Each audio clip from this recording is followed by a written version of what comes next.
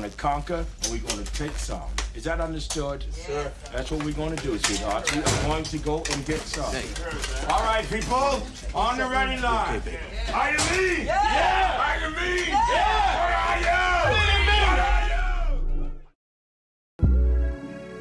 Exceptional Parent Magazine's August back-to-school issue provides tips on preparing students with disabilities for an easier transition from summer vacation back to school. You can read this issue and past archive issues for free by signing up for EP at www.epmagazine.com.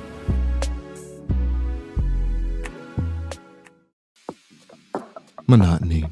It comes in all shapes and sizes. Dull, tedious, just plain boring. But what is this? A contender, perhaps? Something unboring by the looks of it. Jabs right at dull, an uppercut to tedium, something that keeps you on your toes, keeps your head on a swivel, a knockout punch to your old, boring workouts. Welcome to Fight Camp.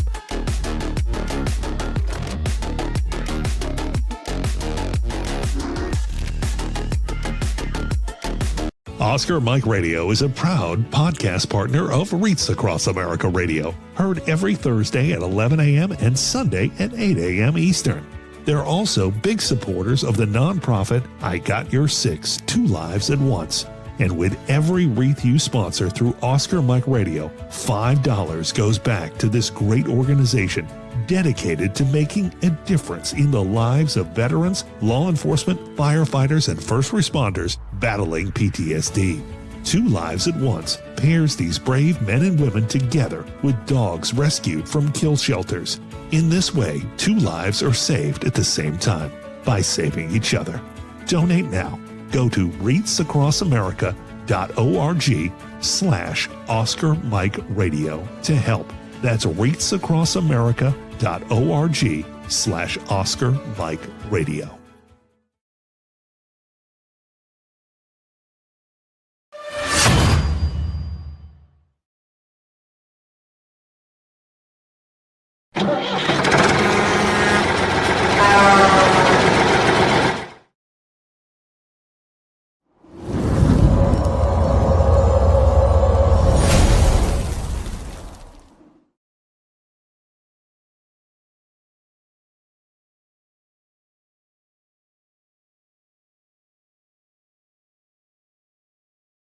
Marines are made for this.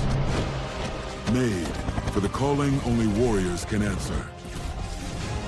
Made from an unshakable belief in our nation and a strength that comes from the determination to win together.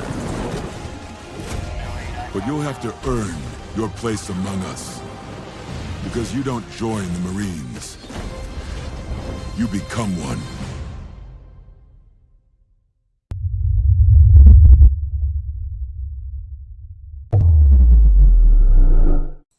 Hello and welcome again to Oscar Mike Radio as we count down to number 500. That's right, 500 shows. Oscar Mike Radio is co-produced with Sinister Ones Productions. What's your podcast doing? I want to thank my sponsors, Joyce ASAC of ASAC Real Estate, Echo 6 Creations, and my supporters, Cason Shaving Company, Exceptional Parent Magazine, and Fight Camp. Be your strongest combination. I'm talking to a change maker. I'm talking to somebody who is on the front line of veterans advocacy on something that I care very deeply about, and that is veterans homelessness. And I have Mike and Steve from Operation Vet Rescue out of Tennessee. Gentlemen, you guys are truly Oscar Mike. You're on the move. You're all around, but we're here now. Welcome to the show. Thank you. Thank you. Thanks for having us. Absolutely. Absolutely. And you got the dude, what's his name in the back? That's Cloud. Or Mr. Cloud if it's on television. Mr. Cloud. Well, he is kind of on TV, so I will use the Mr. So before we get into what Operation Vet Rescue is, tell me about your military service, if you guys served, how that all went, and then we'll get into all the other good stuff. Okay. So I'll start off. So I served in the United States Navy in the 1980s. I was aboard the USS Chariot frigate in the Persian Gulf. So I saw a couple of tours. Joined the teams after that. Fortunately, got hurt, got out. So I did 6 years in the service in the Navy. And then, so I got out as an E4. And then I'll let Mike tell you his brilliant career is in the Navy as well.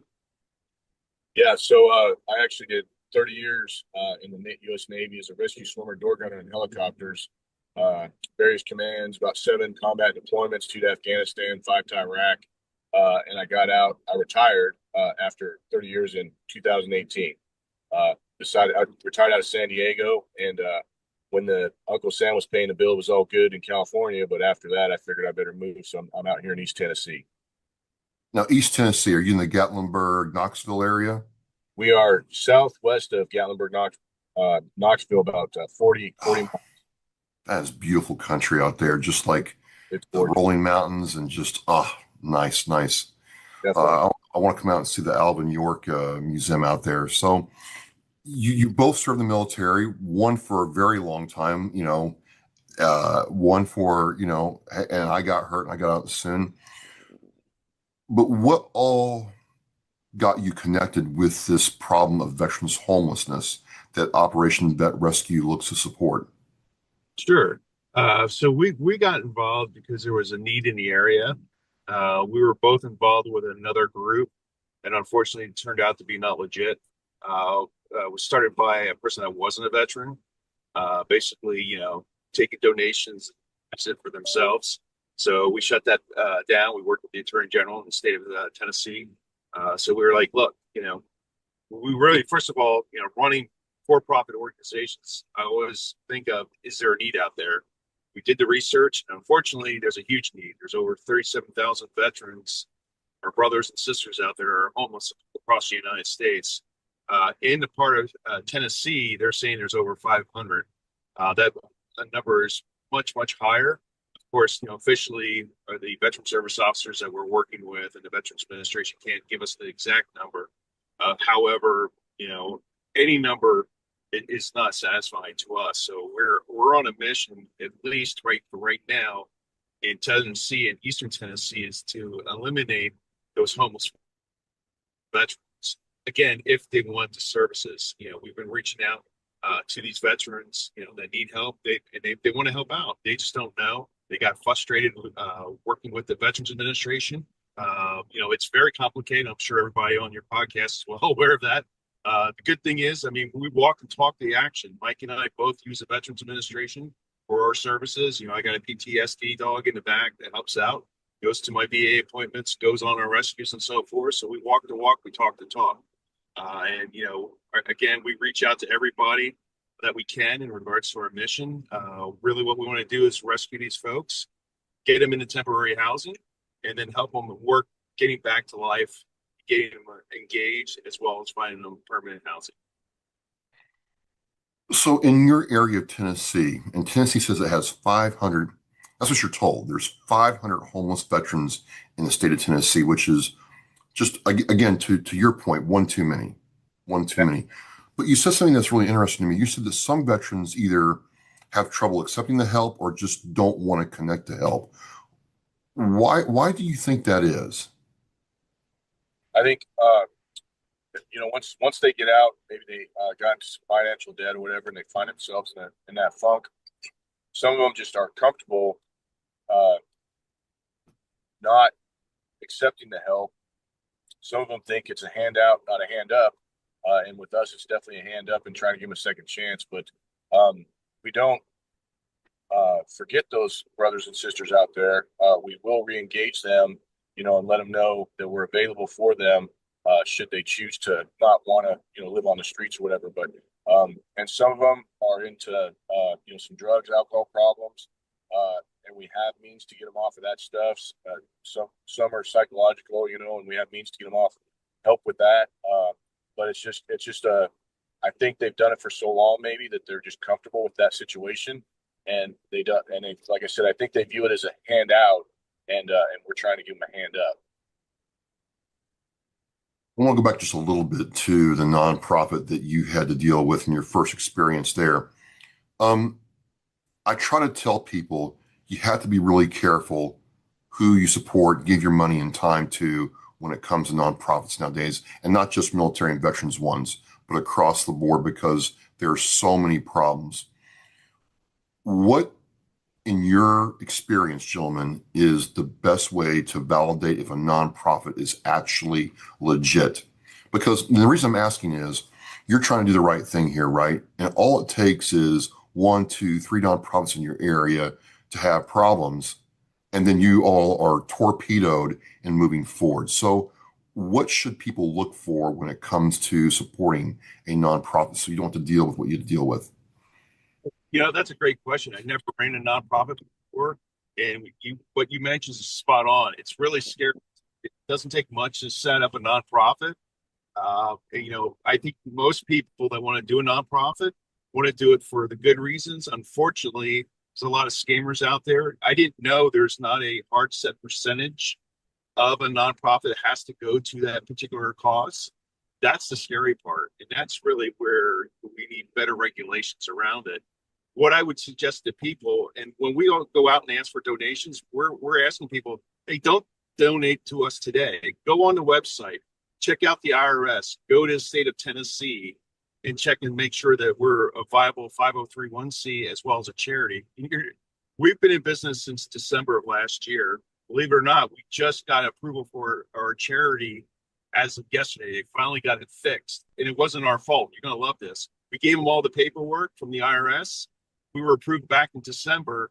Some administrator put the information in incorrectly. They had the sheet. They could see it was just the wrong date, and it would have been, and it was approved. It's just, dealing with the bureaucracy, but we want to make sure that people understand, we're transparent and we're legitimate out there, but ask the questions, ask who they help, ask if you can speak to those individuals that they've helped. It's a shame. Like you said, it only takes one bad apple for folks not to want to donate. And dealing with these investigators through this process, I learned the two biggest charities that folks will give donations to is veterans and animals. Those are the two biggest charities, and unfortunately, they're the two biggest scams that are out there. The cool thing is, Mike and I, we go to a lot of charity events. We go to the VFW, we go to a lot of Vietnam guys. Those are the guys that we want to represent, and gals. We don't want to see their name tarnished. I mean, those poor guys and gals had such a rough time coming back from Vietnam. They don't need this crap on top of it. So we want to make sure that we're transparent, we're on top of it. Okay. So Operation Vet Rescue is for homeless veterans. I'm going to ask the noob question is, you identify a veteran that's homeless, or one comes to you and says, hey, I'm homeless or on the verge of being homeless. How does your organization, raise a flag, answer the call to action, and advocate for that veteran? Yeah, so I'm actually the head of the street rescue team, and we have a telephone number, which is also posted on our website, that has a 24-hour answering service that will, you can either leave a message if it's late at night or whatever, and we'll check it, and if it's urgent, we'll know that it's urgent and get to it immediately, and then call that veteran. Ironically, if you will, you may know, but a lot of your homeless population, the one thing they do have is a telephone.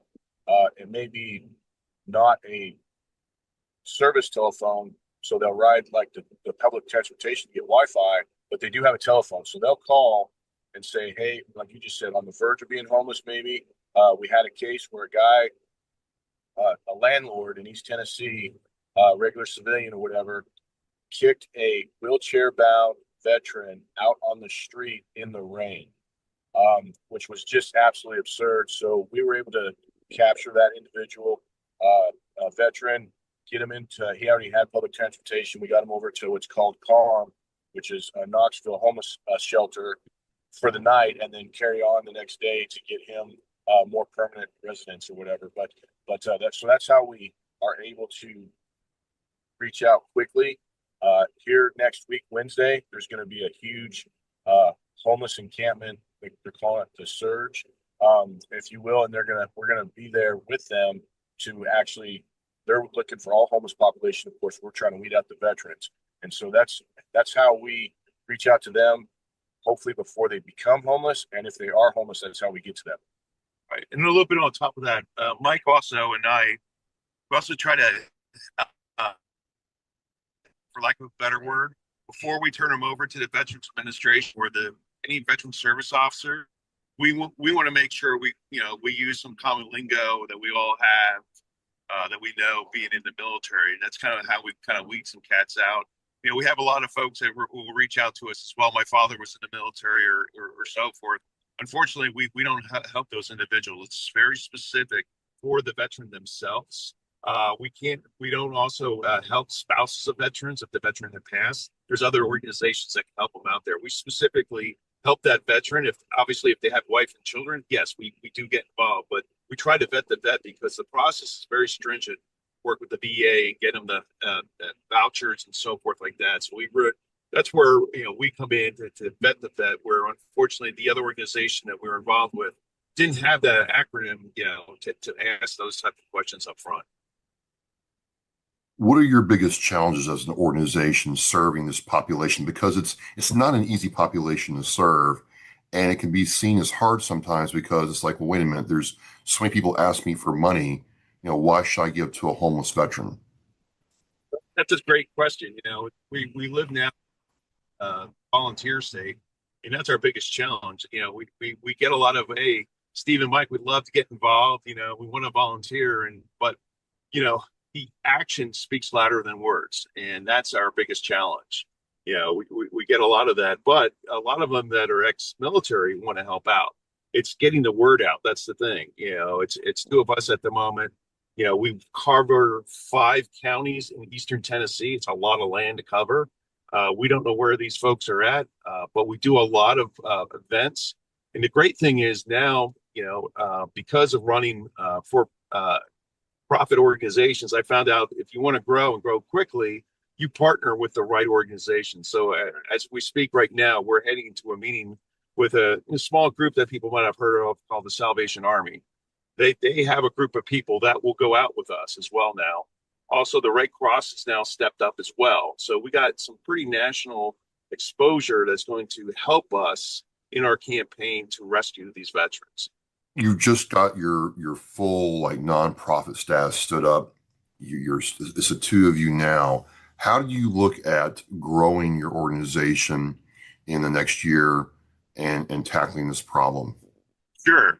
It's really getting out to any veterans groups. We're reaching out to veterans groups. We're doing a lot of public service announcements, for lack of a better word.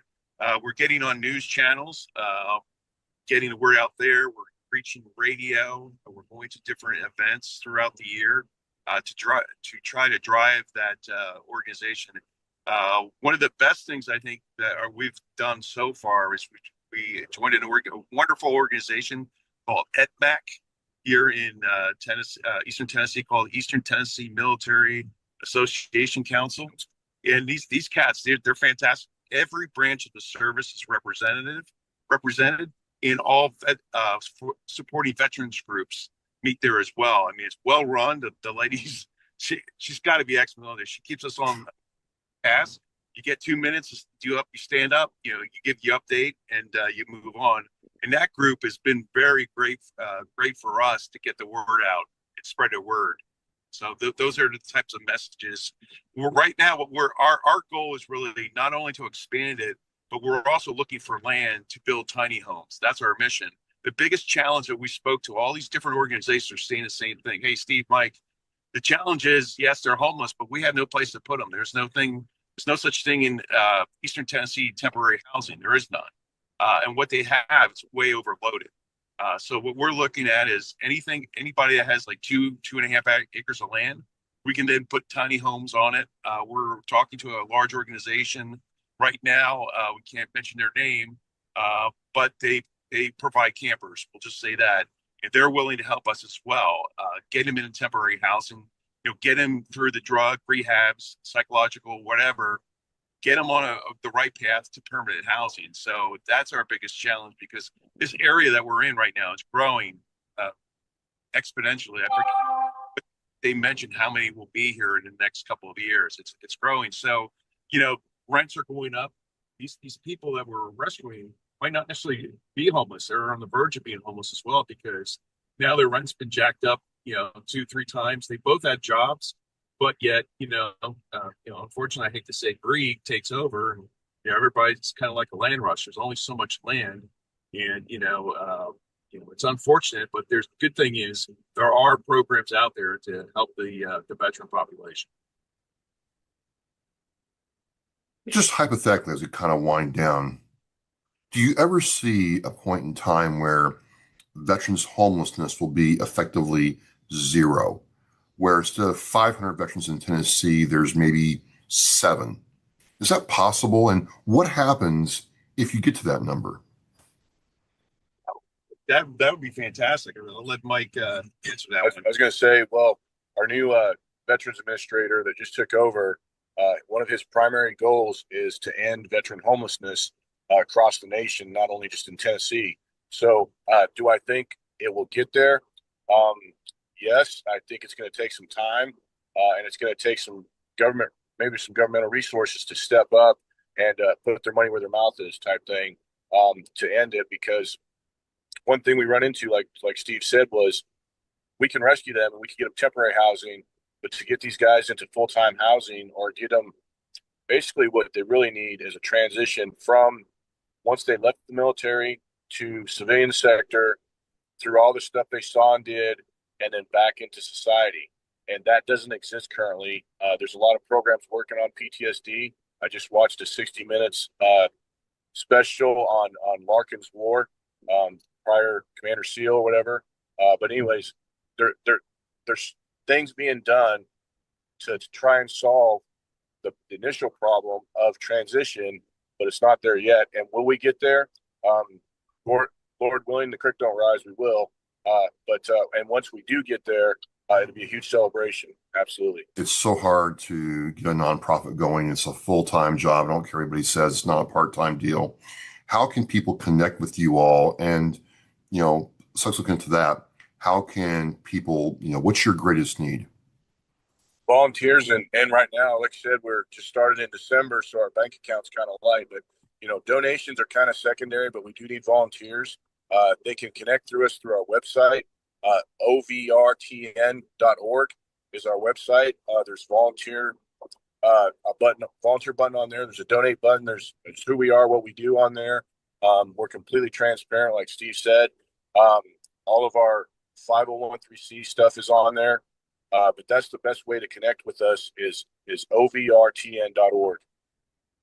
So I see it. It's the Operation Vet Rescue. It's the Eagle Wings, and then it's tough to look at, man. It really is. In closing, it's hard to believe in this country that we would allow veterans to be homeless at all. And is it just more emphasis on the transition out and support after the veteran gets out, or is there a root cause? Is what I'm trying to understand. Well, that's a great question. You could be out for 10, 15 years. We're helping this gentleman who's was in the Army back in Air Force back in the 70s. Had a fantastic job. Was a mechanic for decades. Unfortunately, fell on hard times. It can happen to any of us. Could be a medical issue. Could wind up in a divorce or whatnot. You lose everything, and unfortunately, you just don't have that connection, to get you back on your feet. So yeah, I mean, it's kind of scary. You'd be surprised how close a lot of individuals are to homelessness these days, especially with the rents and the land usage and so forth. It significantly increases, and we don't see it decreasing. To Mike's point as well, had a wonderful opportunity. I was invited to go to the National Coalition of Homeless Veterans in Washington, D.C. for their annual conference. I got to briefly see. Fortunately, I wasn't able to meet the Secretary of Veterans Administration, but believe it or not, the cat actually served in the Army as well as the Navy. So there's grateful that there's somebody in an upper position that actually walk the walk and talk the talk. And I think that's fantastic for our brothers and sisters out there. And he said his goal is to eradicate homeless veterans. So I think that's a fantastic. And if that man wants to do it, I mean, it doesn't go any further in the VA than that. No, it doesn't. Well, gentlemen, you are truly embodying Oscar Mike right now. you're on mission, and then you're on the move from one mission to the next. You're doing this show now. You got to hit the ground running here in like 15 minutes. Like, this is what I love about doing this show, and you embody it so well. I will have all the links to your website and anything else on the Oscar Mike Radio show post. I wish you all the best, and I think this is important work. Again, in this country, with the resources we have, it's just still mind-blowing that we have homeless veterans. Agree, definitely. And again, thank you so much for having us on the show. Apologize for the moving. No. I mean, this is what I'm like. You're Oscar Mike. We're in the 5-ton going out. We're in the ship going out to get what we got to get, and this is just how it goes. So I'm very happy for you guys, and you all take care. Thank you. Yeah, appreciate it. Have a great day. So look, folks, there it is. I'll have the links to this website in the Oscar Mike Radio show post. The organization is Operation Vet Rescue, and again, you're seeing people be Oscar Mike right now. And as we say in Oscar Mike Radio, we're mission in flight. Thank you very much. The biggest fear Gold Star families have, that their child will be forgotten. We need to never forget freedom wasn't free. It's the fact that they give us the life we have now. We should remember them and give thanks to them. If I can be a part of something today that's going to make the surviving family of any of these veterans, these heroes, feel better tomorrow, then it's worth it. That one wreath symbolizes one family that was able to smile because of the generous donations. To sponsor a wreath and honor a veteran, visit wreathsacrossamerica.org. Thank you for listening and watching Oscar Mike Radio, where our active duty service members and veterans are in action and the mission is in flight. Oscar Mike Radio is an oversized load co-Sinister One production. If you are a veteran or know a veteran who needs help, please dial 988 and press 1 for the Veterans Crisis Line.